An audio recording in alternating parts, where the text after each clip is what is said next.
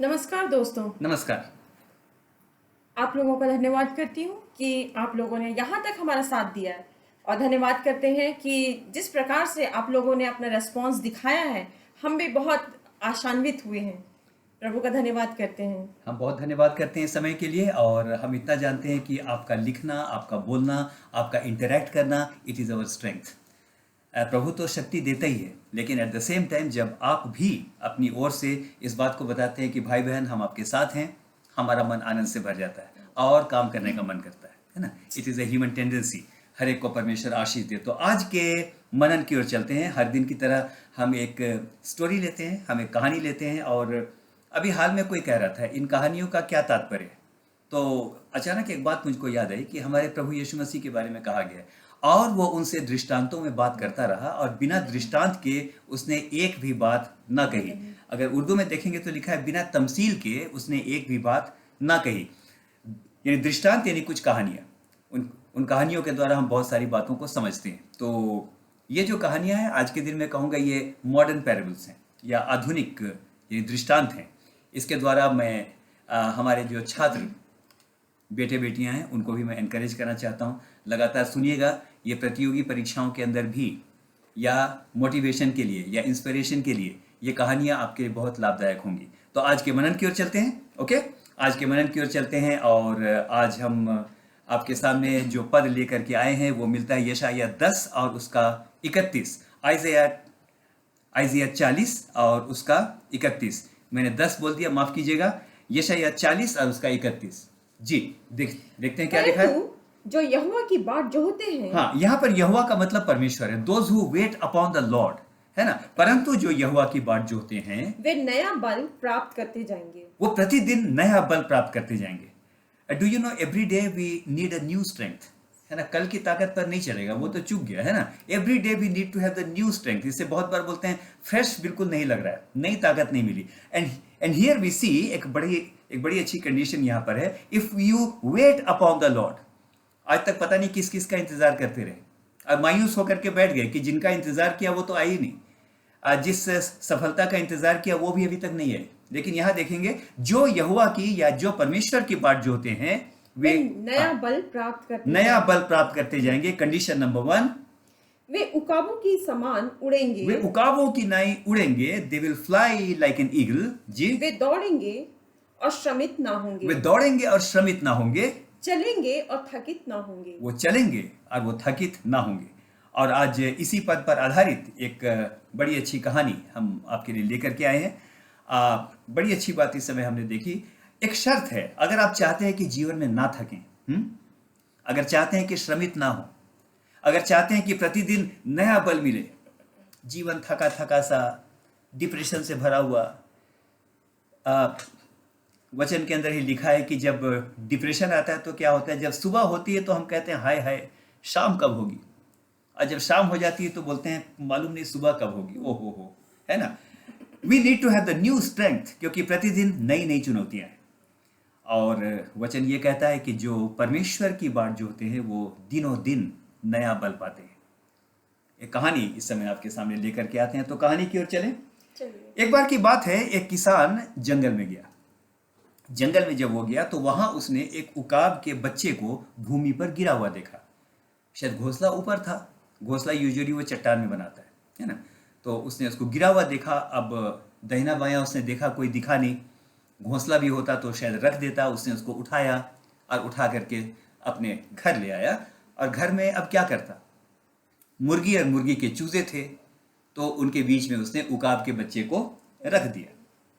Okay, आगे सुनिएगा, बड़ा अच्छा इस समय आपको लगेगा। वो उकाब का बच्चा अब मुर्गी के चूजों के साथ रहने लगा। मुर्गी के चूजों के साथ रहने लगा, उन्हीं के साथ रहता, उन्हीं के साथ घूमता, उन्हीं के साथ खाता पीता। हाँ, लेकिन संगति क्या हो गई, था उकाब, लेकिन मुर्गी के चूजों के बीच उसकी संगति हो गई। उसकी आदत अब एक मुर्गी के समान हो गई जो खाली फुदक सकती है, उड़ नहीं सकती। उकाब के अंदर उड़ने की असीमित क्षमता होती है। असीमित असीमित आपकी क्षमता होती है। और अगर आप पक्षी विज्ञानी हैं या यदि पक्षियों के बारे यदि आप जानकारी रखते हैं तो आपको पता होगा कि उकाब की जो उड़ान है सबसे ऊंची होती है। उसको उड़ान भी नहीं बोलते हैं, उर्दू के लिए एक वर्ड आता है परवाज, है ना, बहुत ऊंचा उड़ता है उकाब। लेकिन अब मुर्गियों के साथ था, है ना, मुर्गियों के साथ था तो होते होते अब उसकी आदत हो गई फुदकने की, मुर्गियां फुदकती तो वो भी फुदकता, unknown or ignorant of this fact that he is having the tremendous capability within himself। उनके साथ वो घूमता था तो एक दिन क्या हुआ कि किसी उकाब ने उसको देखा कि उकाब की आंख बड़ी तेज होती है, बहुत तेज होती है, बहुत दूर नील गगन में ऊंचाइयों में उड़ते हुए शायद उकाब ने देख लिया होगा, आंखें बड़ी तेज होती हैं, देख लिया कि बहुत सारे चूजे दिख रहे हैं लेकिन बीच में जो दिखाई पड़ रहा है वो चूजा नहीं है, वो चूजा नहीं है, वो क्या है, उकाब है। उसने देखा और देखने के बाद उसके अंदर एक बात आई, उसने सोचा कि क्यों ना उसके पास जाऊं, और वो आया, यूं करके आया, लुक एट मी, यूं करके आया, ऐसे स्विंग करता हुआ, है ना, हवा में बिल्कुल ऐसे तैरता हुआ बिल्कुल आगे निकल गया। उकाब के बच्चे ने बड़ी हसरत से उसको देखा, यूं करके देखा। व्हाट ए मैजेस्टिक फ्लाइट, कितनी शानदार उड़ान है। उकाब का बच्चा उसको देखता रह गया, दोबारा वो उड़ करके स्विंग यूं करके, है ना, ऐसे कि हवा में झूलता हुआ बिल्कुल यूं करके आया, उड़ता हुआ चला गया, शानदार उड़ान, अगेन रॉयल फ्लाइट। उसने मुर्गी, जो सीनियर मुर्गी थी, ऐसी कहूँगा जो बड़ी थी, उसने उससे पूछा ये कौन है, इतनी अच्छी इसकी उड़ान है, पंख तो हमारे भी है लेकिन हम तो नहीं उड़ सकते, हम खाली फुदक सकते हैं, पंख तो उसके हैं, लेकिन देखो व्हाट ए रॉयल फ्लाइट, क्या शानदार उसकी उड़ान थी, कौन है ये। तो मुर्गी ने उसको हिकारत से देखा और उसने उसको कहा कि इसको उकाब कहते हैं, इसका नाम उकाब है। हाँ, क्या नाम है, उकाब, है ना।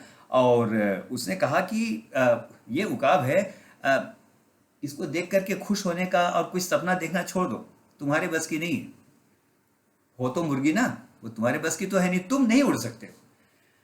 बेचारा उकाब का बच्चा मन महसूस करके रह गया। मन महसूसना जानते हैं ना, ये भी एक कहावत है, मन महसूसना, है ना, काश ऐसा हो सकता। मन महसूस करके वो देखता रहा, इतने में उकाब ने एक आवाज लगाई। था तो वो उकाब का बच्चा, उसके अंदर एक सनसनी सी हुई, एक सनसनी सी हुई, उसको अजीब सा फील हुआ। It seems to me very familiar, it seems to be very familiar and I feel as if I do not belong to this group. इस तरह की उसको एक प्रकार की सनसनाहट हुई जब उसने किसकी आवाज सुनी, उकाब की आवाज सुनी। उकाब ने भी देख लिया था कि जब ये आवाज को सुनता है तो इसके अंदर कुछ कुछ हरकत होती है, ये जो बच्चा है वो रिएक्ट करता है। वो भी डेली आता और डेली आकर के आवाज लगाता। अब इस उकाब को अब आदत सी होने लगी, जो मुर्गियों के बीच में था वो आवाज को सुनने लगा एंड इट स्टार्टेड सेंसिंग कि मैं वो नहीं हूं। जब अपने पंखों को देखता हूं, I feel a mighty strength, I feel a wonderful inbuilt capacity within me. मैं कुछ हूं, मैं वो नहीं हूं जिनके बीच में मैं बैठा हूं। I am not that, I am not that. अब एक दिन क्या हुआ कि एक दिन वही उकाब आया, जोर जोर से उसने आवाज लगाई, और जैसे उसने जोर से आवाज लगाई, बच्चे ने भी जोर से अपना जोर लगाया, क्योंकि बच्चे को अब ये महसूस हो गया था कि वो उस ग्रुप को बिलोंग नहीं करता है। बच्चे को भी ये फीलिंग हो गई थी। आवाज लगाई, उसने पंखों को फड़फड़ाना शुरू किया, हल्का सा ट्राई किया होगा, फिर गिर गया, क्योंकि अभी आदत तो नहीं है।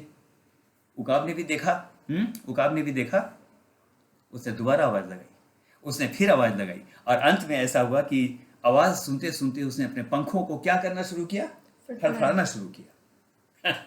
फड़फड़ाना शुरू किया, और फड़फड़ाते हुए क्या हुआ, अचानक एकदम ही could feel the layer of the air, है ना, हवा की परतों को अब उसके पंख महसूस कर सकते थे, आवाज सुनते सुनते, है ना, अब उसको महसूस कर सकते थे। और अचानक उसने पंखों को फड़फड़ाया and he could feel that it can fly. हाँ, मैं तो उड़ सकता हूं।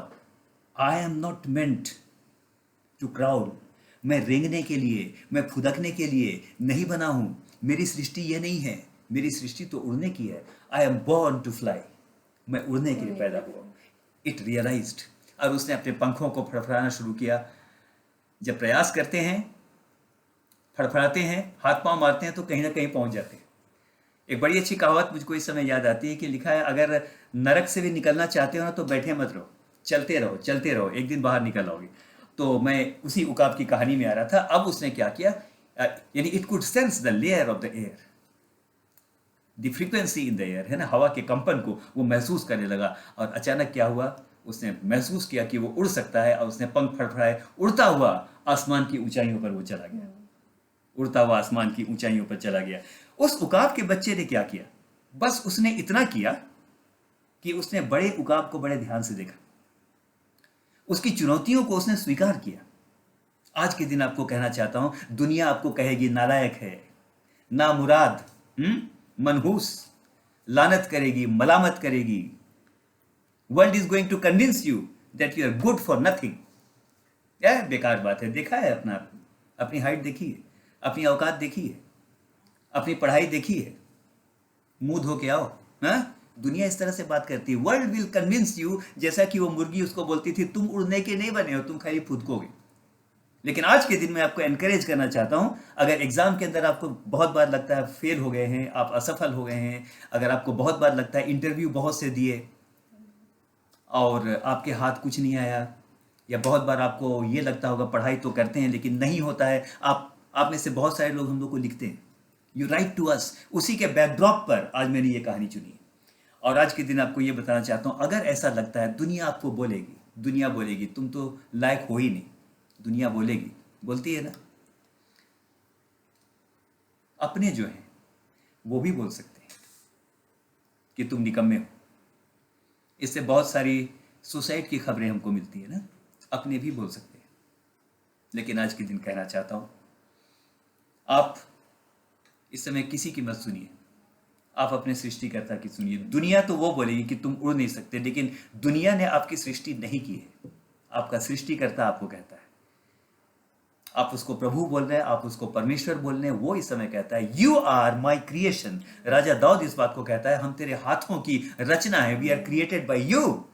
जब हम उसके द्वारा बनाए गए हैं, तो बार बार जब वो हमको फुदकता हुआ देखता है, रेंगता हुआ देखता है, जब क्राउल करता हुआ देखता है, हाय बेचारा दुनिया हम पर तरस खा रही होती है, उस समय उसकी आवाज आती है, my son my daughter get up and win the race. उठ और इस समय इस दौड़ को पूरा कर। और आज के दिन बस इतना कहना चाहता हूं, try to sense what your creator is saying, और आपको निश्चित रूप से सफलता मिलेगी। मैं परमेश्वर का धन्यवाद करता हूं। इस समय शैतान भी एक टर्म है, और शैतान भी कई बार क्या करता है, उसका काम ही है झूठ बोलना।